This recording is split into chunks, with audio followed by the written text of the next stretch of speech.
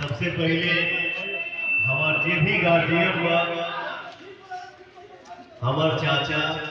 बाबा, हमार माई बहन सबके पैर छू के प्रणाम करते और हमार जितना नौजवान भाई बड़े,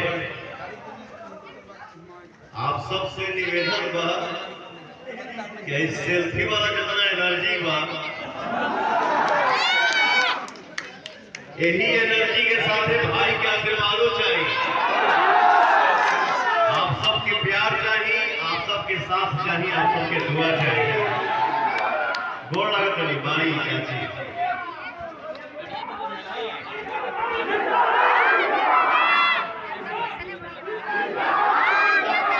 दिन भर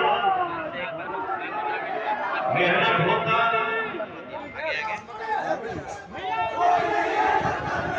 और मेहनत का जीवन हो।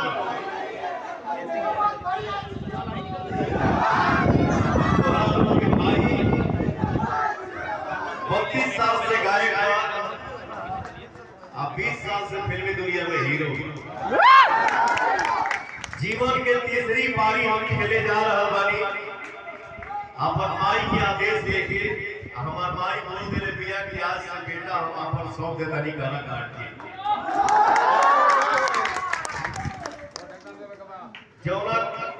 माई के जौना माई से हम पहला फिल्म माई